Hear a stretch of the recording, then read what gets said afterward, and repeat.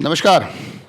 अमूमन कोई पीड़ा होती है, कोई तकलीफ़ होती है, कभी बीमारी होती है, हम हॉस्पिटल जाते हैं, डॉक्टर्स के पास जाके कोशिश करते हैं कि हमारी बीमारी का इलाज हो जाए, हमारी वो पीड़ा ना रहे।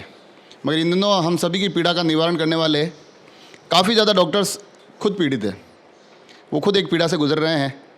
अखबारों के माध्यम से, अलग अलग दृश्यों के माध्यम से, विधानसभा के बाहर पानी की बौछारों और डंडों के माध्यम से हमारे पास ये खबरें पहुँच रही है कि एक आंदोलन इन दिनों राजस्थान में चल रहा है और अमूमन शांत रहने वाले डॉक्टर्स उस आंदोलन की अगुवाई कर रहे हैं।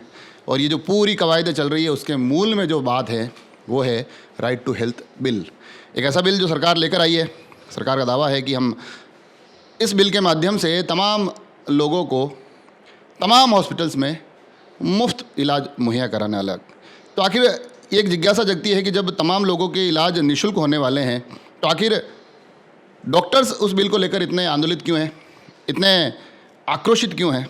तो ये तमाम चीज़ों के जवाब जानने के लिए हम आ चुके हैं डॉक्टर्स के बीच में। और लगातार राजस्थान में अलग अलग जगह डॉक्टर्स विरोध कर रहे हैं और राजसमंद भी इससे अछूता नहीं है। राजसमंद जिले भर के तमाम जो डॉक्टर्स हैं जिनके अपने हॉस्पिटल्स हैं वो लोग लगातार मीटिंग्स कर रहे हैं। ऐसी ही एक मीटिंग में अभी हम मौजूद हैं।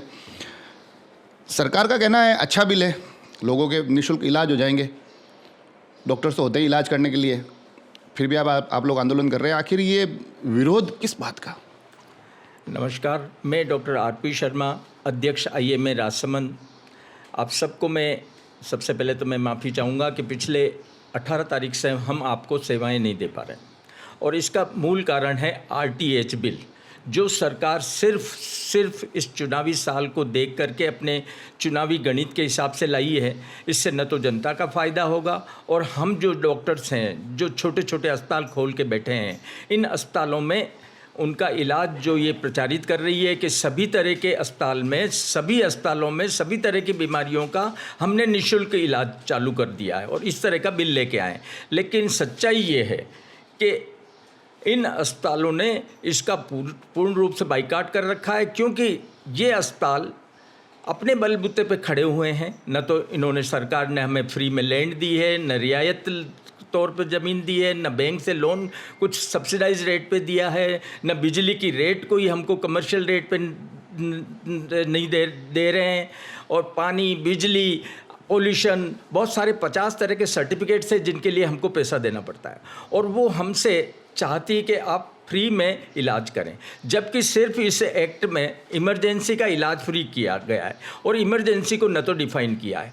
दूसरा ये कि इमरजेंसी में आपको जिस अस्पताल में जा रहा है वहाँ पे वो इमरजेंसी टैकल करने के लिए वो योग्य डॉक्टर है या नहीं, वो अस्पताल में वो सुविधाएं है या नहीं, इससे सरकार को कोई लेना देना नहीं।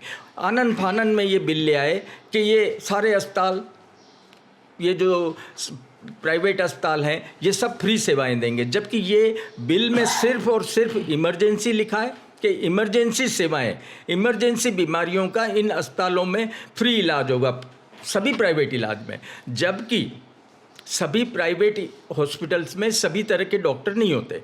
मैं आपको उदाहरण दूं, एक आई का हॉस्पिटल है। इस आई के हॉस्पिटल में कोई एक्सीडेंट का केस आ गया तो न तो इनके पास उस तरह की स्पेशलिस्ट हैं जो एक्सीडेंट को डील कर सकें, न इनके पास वो सुविधाएं हैं जो इस तरह से उनको इलाज कर सके। तो ऐसे में उसको मना करेंगे कि मैं ये इमरजेंसी डील नहीं कर सकता, तो झगड़ा होगा और आप लोगों को ही परेशानी होगी।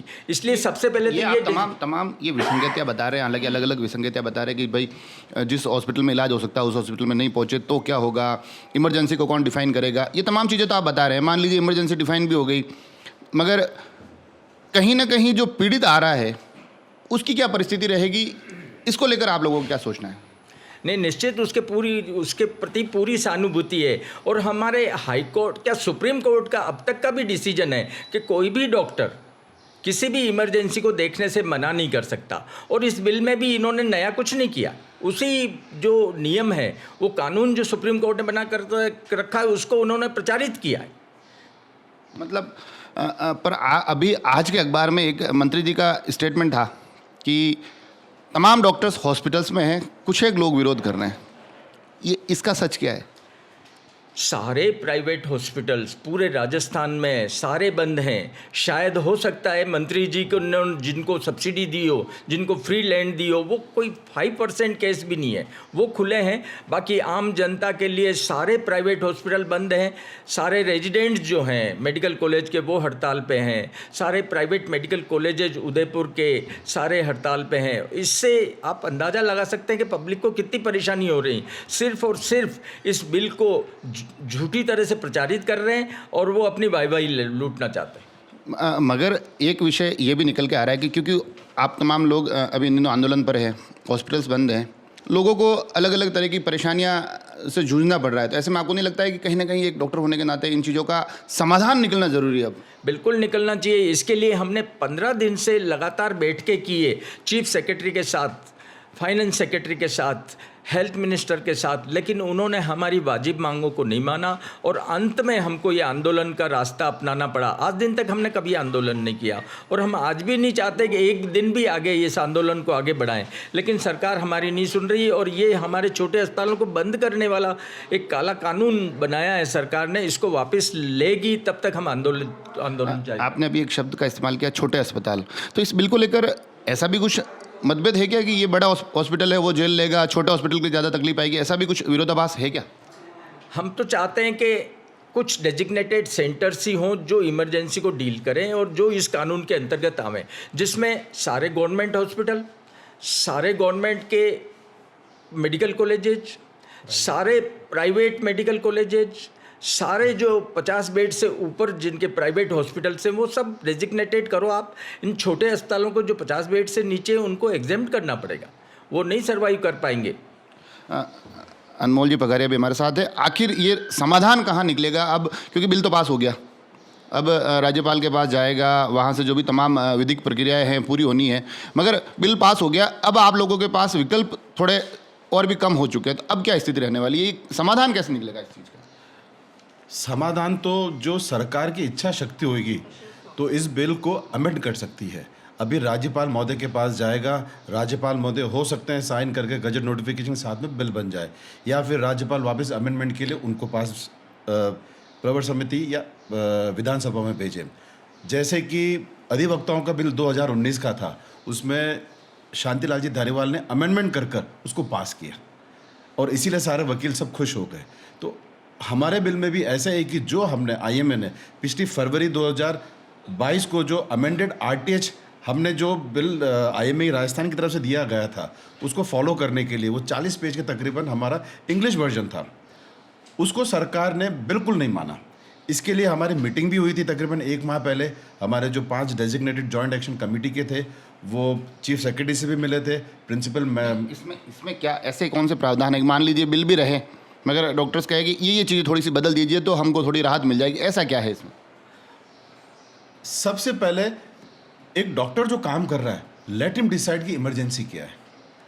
क्यों? जब तक इमरजेंसी की डेफिनेशन क्लियर कट नहीं होगी, हमेशा पब्लिक में और डॉक्टर में कन्फ्रंट होना लाजमी है, क्योंकि पेशेंट को लगा कि इमरजेंसी ये है और डॉक्टर को लगा कि इमरजेंसी ये है। दूसरा जो फाइनेंशियल एक्सपेंडिचर है, जो खर्चा है, जब तक उसका क्लियर कट प्रावधान सरकार नहीं बताती, मौखिक रूप से कहने से नहीं, लिखित में चाहिए हमको ये कि इसका प्रावधान ये है। तीसरा जो डेजिग्नेटेड हॉस्पिटल्स है, आज एक आंख वाला हार्ट अटैक का मरीज नहीं दे सकता है, वो हार्ट अटैक का मरीज के लिए वो 2 से 5 मिनट बहुत कीमती होते हैं। आपने जैसे पूछा कि इमरजेंसी, मैं पूछता हूँ कि सारी इमरजेंसी इस बिल के पास होने के बाद ही आएगी क्या? अभी तक भी तो इमरजेंसी आती रही होगी, अभी भी डॉक्टर्स जो हैं इमरजेंसी डील करके उसको तुरंत आगे पहुंचाते रहेंगे। तो आप एक हाथ पकड़ के उनसे काम क्यों करवाना चाहते हैं? फिर जो जिला प्राधिकरण बन रहा है, हम नहीं चाहते कि उसमें कोई चुने हुए प्रतिनिधि आए, हम चाहते हैं उसमें कलेक्टर्स हो, कोई कलेक्टर हो, कोई इशू नहीं है। हम चाहते हैं कि तकरीबन हर मेडिकल कॉलेजेस के, हर डिस्ट्रिक्ट में मेडिकल कॉलेज हो, वहाँ का प्रिंसिपल हो, प्रिंसिपल मेडिकल ऑफिसर हो। हम चाहते हैं कि जो हमारा डिप्टी CMHO होता है, जो स्पेशलिस्ट डॉक्टर होता है, जो इन विषयों को समझे। बिल्कुल हम नहीं चाहते हैं, क्योंकि जैसे इसके अंदर चुने हुए प्रतिनिधि आएंगे, राजनीति बढ़ेगी, वैमनस्यता बढ़ेगी और सब अपने आधार पर इसको जिला प्राधिकरण को अपने बलबूते पर नकाएंगे। और उससे क्या होगा कि जितने भी चिकित्सक हैं वो अपने आप को ऐसा लगेगा कि दबाव में काम कर रहे हैं, हमारे खिलाफ कुछ ना कुछ गलत एक्शन जनप्रतिनिधि ले सकते हैं। ये तमाम चीज़ें हो रही है। ये चलो आपने पूरा मेरे को बता दिया कि बिल को लेकर मूल विरोध क्या है, क्या क्या चीज़ें चलने वाली हैं। मगर क्योंकि डॉक्टर्स का विरोध है तो एक सवाल ये थोड़ी देर हम पहले चर्चा भी कर रहे थे, उसमें से भी काफ़ी चीज़ें निकल कर आई और दोनों डॉक्टर्स ने ये भी कहा कि आंखों के अस्पताल का 2-3 बार जिक्र आया, तो मैं आंखों के डॉक्टर साहब के पास जाऊंगा, समस्याएं कितनी स्पष्ट इनको नज़र आ रही है उसको जानेंगे। मगर एक चीज़ और क्या नज़र आ रही है तमाम डॉक्टर्स को कि आखिर इस व्यवस्था में ऐसी क्या कमी है कि इन प्राइवेट हॉस्पिटल्स की ज़रूरत पड़ती है। ये प्राइवेट हॉस्पिटल्स की ज़रूरत पड़ती है पब्लिक को, क्योंकि कहीं न कहीं सरकारी अस्पतालों में कोई न कोई खामी है जिसकी वजह से जो मरीज़ है वो सरकारी अस्पतालों में संतुष्ट नहीं होकर वो प्राइवेट हॉस्पिटलों की तरफ भागता है।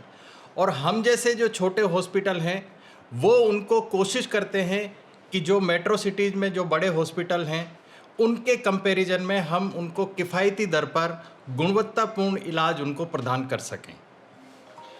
एक सवाल हम, क्योंकि डॉक्टर साहब डुंगरवाल साहब बैठे हैं, उनसे जानेंगे, क्योंकि आप काफ़ी समय तक यहाँ इधर आ जाइए। एक सवाल मैं आखिर में आपसे पूछना चाहता हूँ, और काफ़ी समय तक आपने आरके हॉस्पिटल में बड़ी बेहतरीन तरीके से अपनी भूमिका निभाई है। मैं एक सवाल आपसे पूछूंगा कि तमाम ये बिल की बात हो रही है, सबसे ज़्यादा मूल में इन तमाम बीमारियों के समाधान और आम जनता के राहत की बात हो रही है। आप सरकारी व्यवस्थाओं से लंबे समय से जुड़े रहे, अब आप एक अपना निजी अस्पताल भी चला रहे हैं, तो आपको लगता है कि इन तमाम बिल के साथ साथ सरकार को सबसे ज़्यादा ध्यान सरकारी व्यवस्थाओं को दुरुस्त करने पर करना चाहिए? बिल्कुल सही बात है ये जी। ऐसा ही होना चाहिए ताकि जनता को बिल की ज़रूरत ही नहीं पड़े, अपने आप सब सुविधाएं, सब इलाज समय पर और सही इलाज मिल सके। तो देखा आपने तमाम बीमारियों, मरीजों, उनके मर्ज, इन तमाम अखबारी खबरों के बीच कुछ खबरें ये भी निकल कर आ रही है कि डॉक्टर्स के आखिर में मूल समस्या क्या है, उनके मूल विरोध क्या है। इन विरोधों को भी सुना जाना चाहिए। अगर कहीं कोई भ्रम की स्थिति है तो उस भ्रम को भी स्पष्ट किया जाना चाहिए। और साथ ही साथ जो सबसे बड़ा सवाल जो शायद इस पूरे इंटरव्यू के आखिर में आया कि कहीं ना कहीं इन बिल के साथ साथ कहीं ना कहीं इन लोगों की चिकित्सीय समस्याओं के समाधान के साथ साथ अब सरकार को अपनी व्यवस्थाओं को भी दुरुस्त करने की आवश्यकता है। अपने सरकारी हॉस्पिटल्स के इलाज की भी ज़्यादा ज़रूरत है। एक बहुत पुरानी जो एक कहीं कहावत है कि उसमें कहा जाता है कि बीमारों से ज़्यादा तो इन हॉस्पिटल्स में मर्ज हैं, इनको ज़्यादा तकलीफ़ है। तो कहीं ना कहीं उन तकलीफ़ों का इलाज भी होना ज़रूरी है, उन तकलीफ़ों के पर ध्यान देना ज़रूरी है। और आखिर आगे भी देखेंगे कि ये आंदोलन कहाँ जाकर थमता है। हम तो यही कामना करेंगे किसी तरह से एक ऐसा मार्ग निकले जिनसे अब ये बंद अस्पताल खुले और कहीं ना कहीं आम आदमी तक आहत की जगह राहत पहुंचनी शुरू हो। आप सभी लोग जुड़े रहे राजसमंद एक्सप्रेस से। धन्यवाद।